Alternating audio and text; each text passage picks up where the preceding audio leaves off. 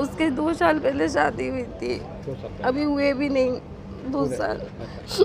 तो क्या दिक्कत थी? कोई दहेज मांगते थे, परेशान उसे करते थे? टॉर्चर करते रहते थे कि पहले तो 1 साल के लिए घर पे छोड़ दिया उसे कि पैसे लेके अपने माँ बाप से कि चीज़ वीज लेके आ, तब तुझे ससुराल में रखेंगे, तब लेके आएंगे, तब लेके नहीं गए वो लोग। 1 साल तक घर पर रहे? 1 साल तक मम्मी एक्सपायर हो गई थी, फिर वहीं पे छोड़ दिया था। फिर 1 साल बाद पापा करने आए थे, बड़ी उससे रख ली और फिर बात भी नहीं कराते वो लोग। फ़ोन करती थी, अरे वो बात नहीं कर रही है, मैं कहा मुझे वीडियो कॉल पे दिखा दो, मैं दूर से देख लूँगी कि मुझे वीडियो कॉल करना नहीं आती, उसका ससुर बोल रहा था। तो फिर कभी बात होती थी उससे?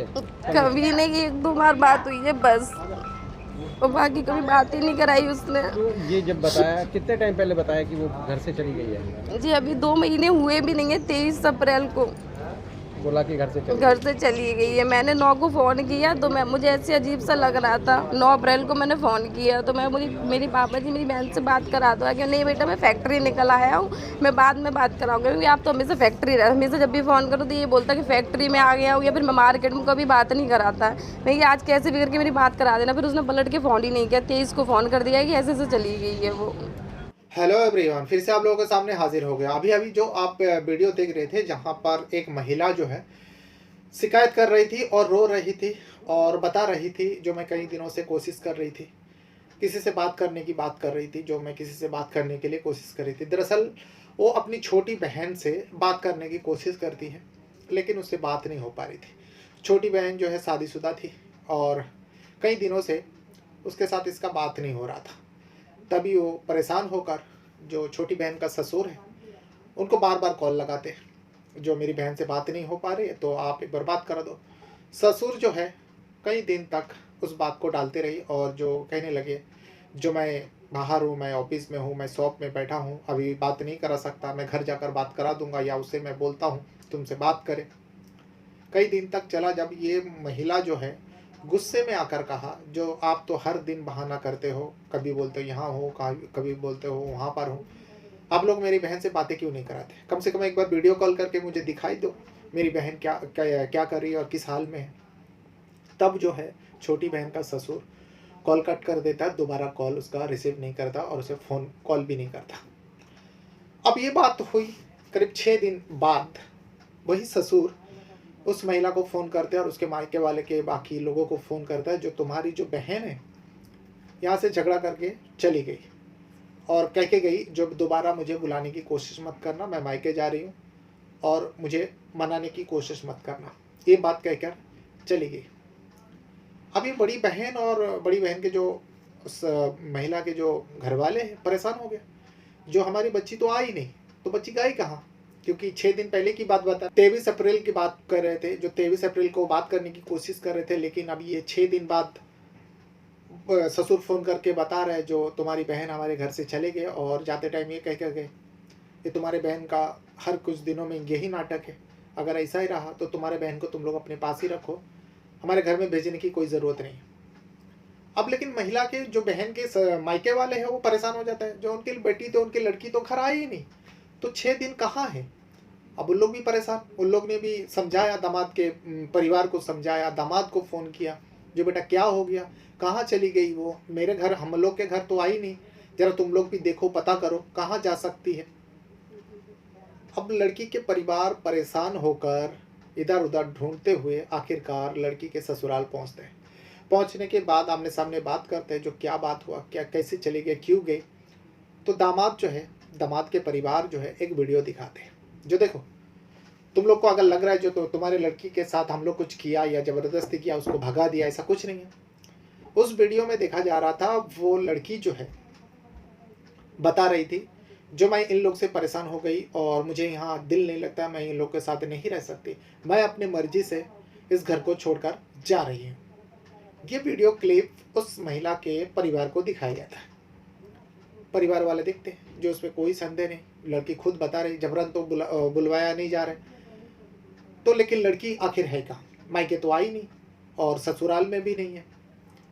सब लोग परेशान हो जाते हैं, कई दिन बीत जाता है। अब देखते ही देखते करीब 2 महीना बीत जाता है। 2 महीने बाद उस लड़की के बारे में ऐसे पुलिस वाले को भनक लगती है, पुलिस वाले को खबर मिलती है। पुलिस उस ससुराल में जाते हैं और जाने के बाद आपको जानकर हैरानी होगी, जो 2 महीना पहले वो महिला गायब हुई थी, उसके कंकाल मिलते हैं उसी ससुराल के घर के आंगन से मिट्टी में दफना हुआ था। उसका कंकाल मिलता है और उसके बाद हड़कंप सी मच जाती है, सनसनी सी फैल जाती है, सारे लोग हैरान हो जाते हैं और उसके बाद जो सच्चाई सामने आता है वाकई सोचने और समझने वाली बात है। आज इसी मामले के बारे में बताऊंगा, इसी केस के बारे में बताने जा रहा हूँ, पूरा डिटेल इसी वीडियो में। दरअसल कहानी घटना जो है फरीदाबाद में एक परिवार रहा करता है, कुमार परिवार, और इसी कुमार परिवार का एक बेटा है अरुण कुमार। अब अरुण कुमार शादी के लायक हो गया था। इन लोगों का बिजनेस जो है कपड़े का है, यानी गारमेंट्स का है। अब इन लोगों का शॉप भी है, दुकान भी है और कारखाना वगैरह सब है, यानी बिजनेसमैन है, अच्छा खासा कमाई है, घर में कोई चीज़ की कमी नहीं है। इसीलिए अरुण कुमार की जब शादी की उम्र होता है तो परिवार वाले उसके लिए लड़की तलाश करते हैं। पहले तो पूछा गया, बेटा तुम किसी से प्यार वगैरह करते हो कि नहीं, तो लड़का उस टाइप का नहीं था। इसीलिए घर वाले जो है एक अच्छा सा लड़की की तलाश करते हैं, जो ऐसा लड़की हम लोगों को बहू बनाना है जो परिवार को संभाल सके, घर संभाल सके, यानी हाउस वाइफ, बस, बाकी और कोई ज़रूरत नहीं। तो फरीदाबाद में ये लड़की को ढूंढा जा रहा था और जैसे कि रिश्ता होता ही है ऐसा, किसी रिश्तेदार के ज़रिए फिरोज़ाबाद, जो उत्तर प्रदेश का फिरोज़ाबाद में एक लड़की के बारे में पता चलता है। उस लड़की का नाम होता है तन्नू। अब तन्नू के बारे में जब पता चलता है, तन्नू का फ़ोटो वगैरह देखा जाता है, फिर वो सामने से मिलता है। अरुण कुमार के परिवार, तन्नू के परिवार, सारे लोग मिलते हैं और मिलने के बाद इन लोग का शादी जो है 19 मार्च 2023 को अरुण और तन्नू का शादी हो जाती है, करीब 2 साल पहले। अब शादी हो जाने के बाद बड़ी सब ठीक ठाक हुआ, बड़ी धूमधाम से शादी भी हुआ। एक बिजनेसमैन का बेटे का शादी जो हुआ था, लेकिन तन्नू ज़्यादा पढ़ी लिखी नहीं थी, 10वीं तक पढ़ी थी और उससे कोई फ़र्क नहीं पड़ा अरुण के परिवार को, क्योंकि उन लोग को एक घर में कामकाज, घर का काम संभालने वाली एक ऐसी औरत की ज़रूरत थी, ऐसी लड़की की ज़रूरत थी। और वो सारे गुण जो है तन्नू के अंदर थे। तन्नू घर का सारे कामकाज कर रहे थे। यही दिन बीतते जा रहा था। 2023 मार्च महीने के शादी हुआ।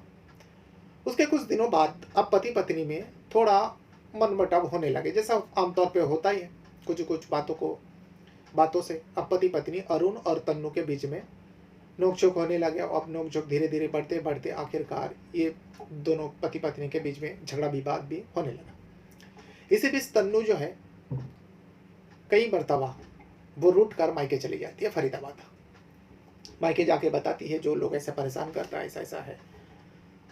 तो तन्नू के जो परिवार है, माँ खास करके, माँ समझाती है, बेटा वो तुम्हारे घर है, अब हम लोग तुम्हारे लिए पराया हो चुके, तुम ऐसा छोटी छोटी बातों पर रूठ के मत आया करो। माँ समझा बुझा कर फिर से ससुराल भेज देती है। फिर तन्नू से कुछ अनबन होती है, फिर तन्नू मायके चली जाती है। साल में कई मरतबा, जब से शादी हुई, कई मरतबा ये कर चुकी थी तन्नू। अब उसे टॉर्चर किया जा रहा था, जैसे कि बड़ी बहन का कहना है, उनका प्रीति का कहना है, जो उसे टॉर्चर करते थे। अब ये बात सामने आ रही। अब इसी मैटर को लेकर तन्नू की जो माँ है बीमार रहने लगे, परेशान रहने लगे, जो बेटी का घर बसेगा कि नहीं, ऐसे करते करते उसकी माँ की मौत हो जाती है। बेटी को लेकर बहुत ज़्यादा चिंता करते थे। उसके बाद माँ की मौत हो जाती है, दुखों का पहाड़ टूट पड़ते हैं। उसके बाद सब लोग आते हैं, तन्नू के पर ससुराल वाले भी सब आते हैं। अब घर में मैयत हुई है, मौत हुआ है, इसीलिए सारे लोग आते हैं। फिर उसके बाद तन्नू को समझा बुझा कर उन लोगों के साथ भेज दिया जाता है। फिर रहने लगते हैं तन्नू लोगों के साथ। लेकिन फिर कुछ दिनों बाद तन्नू वही करती है। आखिरी बार तन्नू घर से जो गायब हुई थी, जो ससुराल वाले का, अरुण कुमार का परिवार का कहना है, अरुण कुमार का कहना है, 23 अप्रैल 2025 को, यानी इसी साल 23 अप्रैल को तन्नू अरुण कुमार के घर से, यानी उसका ससुराल से, वो मायके जाने का बात करके गई थी। अब घर वाले को नहीं पता था, तन्नू के परिवार मायके वाले को कुछ भी नहीं पता था, जो तन्नू फिर से रूठ कर वो चली गई है। लेकिन वो मायके नहीं पहुंची थी। उसके बाद अब जो तन्नू की बड़ी बहन है प्रीति नाम है, जो सबसे पहले आपको वीडियो मैंने दिखाया। अब वो प्रीति जो है अपनी बहन से कांटेक्ट करने की कोशिश करती है। जो बहन में ऐसे ही विवाद रहते हैं, चलो बहन से बात कर लिया जाए। अब बहन से बात करने के लिए प्रीति बार बार फ़ोन करती तन्नू के मोबाइल पे, लेकिन तन्नू का मोबाइल कभी भी स्विच ऑन नहीं हो रहा, स्विच ऑफ ही बताते हैं। अब बड़ी बहन इसीलिए उसके पति को फ़ोन नहीं करते, उसके ससुर को फ़ोन करते। प्रीति जो है तन्नू के ससुर को फ़ोन करती और बताती है जो तन्नू से बात करा दो, कई दिन हो गया उसका फ़ोन भी नहीं लग रहा, क्या मालूम क्या हो गया, शायद फ़ोन खराब हो गया, उसका फ़ोन का स्विच ऑफ बता रहे, तो आप ज़रा बात करवा दीजिए। तो ससुर जो है वो कहता है देखो बेटा मैं बाहर हूँ और तुमको तो पता ही है मैं काम के सिलसिले में बाहर रहता हूँ, तो मैं घर पहुँच के बताता हूँ तुम्हारी बहन को तुमसे बात करने के लिए। अच्छी बात है। प्रीति रख देती हलचल पूछ के, लेकिन 2 दिन इंतज़ार करती है प्रीति, तन्नू का फ़ोन नहीं आता है। तन्नू को बार बार फ़ोन कर रही थी लेकिन तन्नू का तो फ़ोन नहीं लग रहा था। फिर से वो तन्नू के ससुर को फ़ोन करती है, जो आपने कहा था जो मैं जाके बता दूंगा, तो मेरी बहन का तो फ़ोन आया नहीं, आप ही बात करवा दो आपकी मोबाइल से।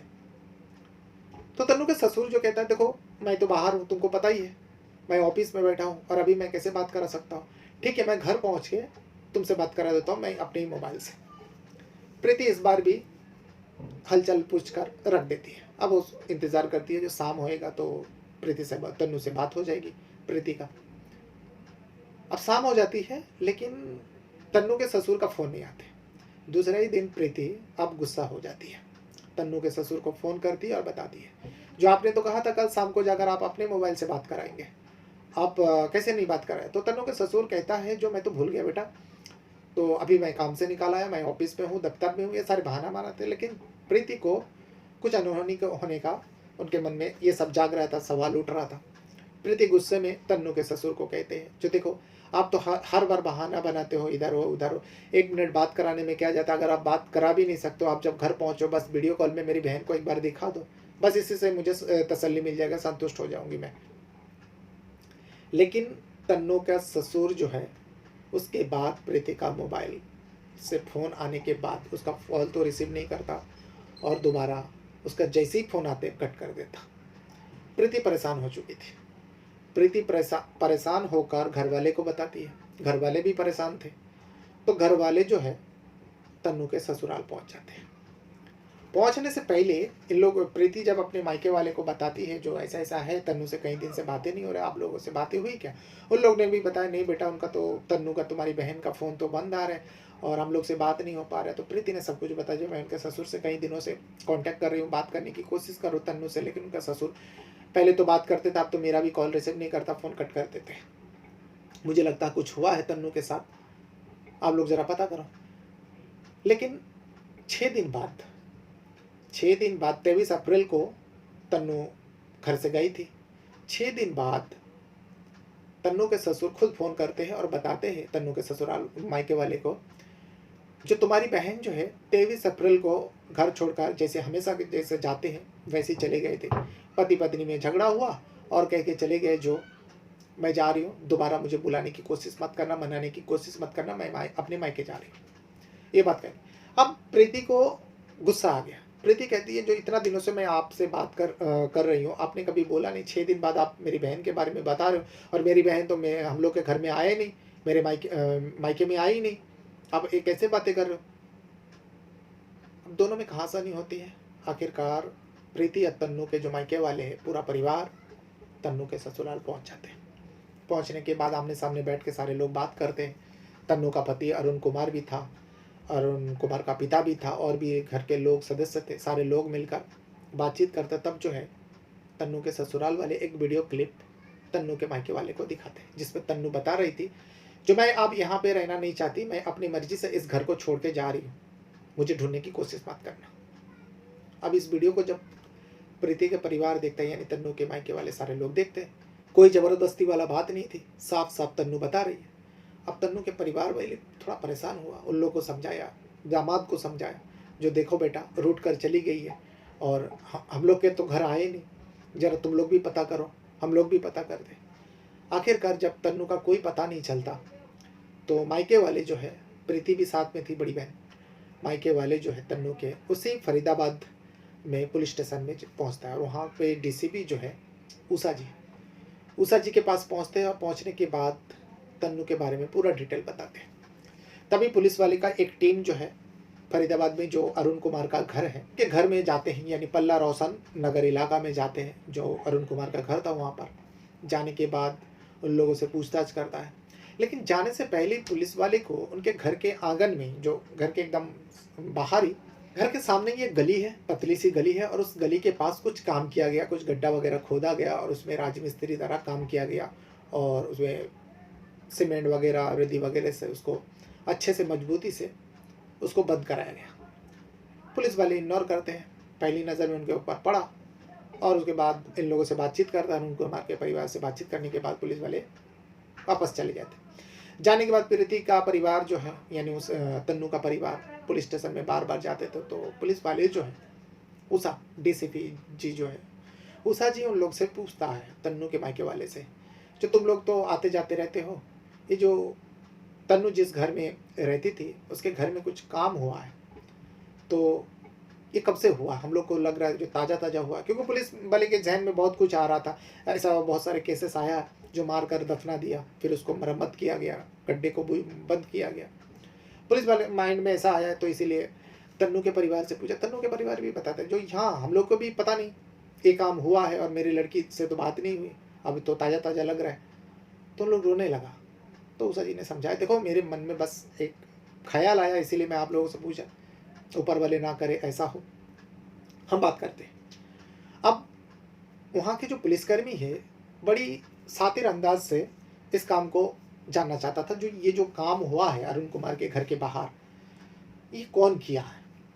ऑब्वियसली अरुण कुमार लोगों ने किया, करवाया होगा, लेकिन कोई तो मिस्त्री किया होगा काम, तो मिस्त्री को ढूंढा जाता है। लोगों द्वारा पता चलता कौन मिस्त्री अरुण कुमार के घर में, घर के पास ये जो मरम्मत का काम हुआ, जो भी काम हुआ है, किसने किया।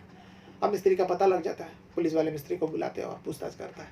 वो मिस्त्री, राजमिस्त्री कहता है हाँ हमने ही किया है, लेकिन पूरा काम हमने नहीं किया, कॉन्ट्रैक्ट तो हमें ही दिया गया था, लेकिन हमें अधूरा काम करवाने के बाद पेमेंट करके हमसे कहा गया जो बाद में इस काम को पूरा करेंगे, और दूसरे से करवा लिया। तो पुलिस वाले पूछता है किस चीज़ के लिए करवाया था वो काम और क्या किया था तुम लोगों ने वहाँ पर। तो राजमिस्त्री बताता है कुछ दिन पहले अरुण कुमार के परिवार का कोई लोग आया था और कहा था कि यहाँ पे एक गड्ढा खोदना है, गड्ढा खोदने के बाद यहाँ पे एक सेप्टिक टैंक बनाना है, और उस टैंक में उन लोगों का जो बारिश का मौसम है पानी इधर उधर जमा होता है, उस टैंक में जाकर जमा होगा। इसीलिए हमने करीब 9-10 फीट का गड्ढा खोदा था। गड्ढा खोदने के बाद जब हम लोग दूसरा दिन काम करने के लिए आया तो देखा कि रातों रात उस गड्ढे को इन लोगों ने ईंट पत्थर से एकदम पक्का मजबूती से बना लिया। और मैं यहाँ आकर पूछा तो उन लोगों ने कहा अरे हाँ, हम लोग को एक्चुअली यहाँ पर कुछ करना नहीं था, गलती से यहाँ पर हम लोग ने गड्ढा खोद दिया था, इसीलिए तो हम लोग ने इसको बंद करवा दिया और पक्का बना दिया। अब तुम फिक्र मत करो, तुमसे जो भी कांटेक्ट हुआ तुम अपना पैसा लो और इसके बारे में भूल जाओ, ये काम हो गया, अब कुछ कराना नहीं, बाद में अगर कराऊंगा तो तुम्हें ही बुलाऊंगा। उसे उसका पैसा दे दिया और वो चला गया राजमिस्त्री। अब पुलिस का जो शक हुआ गहरा जाता है। अब तन्नू के परिवार तो बहुत ज़्यादा रोने लगा। फिर पुलिस का एक टीम जो है, कई सारे टीम बनाकर जेसीपी मशीन लेकर उस घर तक पहुंचता है, अरुण कुमार के घर तक, जो पल्ला रोशन नगर इलाका में। जब जेसीपी मशीन के साथ पुलिस का टीमें जाती है, सारे मोहल्ला एक जगह पे जमा हो जाता है और उसके बाद उस सेप्टिक टैंक जहाँ पे बनाने की बात किया था, जहाँ पे काम करवाया गया था, उसको खोदा जाता है। 8 फीट गड्ढा खोदने के बाद उस गड्ढे से एक कंकाल निकलता है। इसे देख के हर कोई हैरान हो जाता है, हर किसी का पैर तले जमीन खिसक जाता है, क्योंकि वो कंकाल जो है तन्नू का होता है।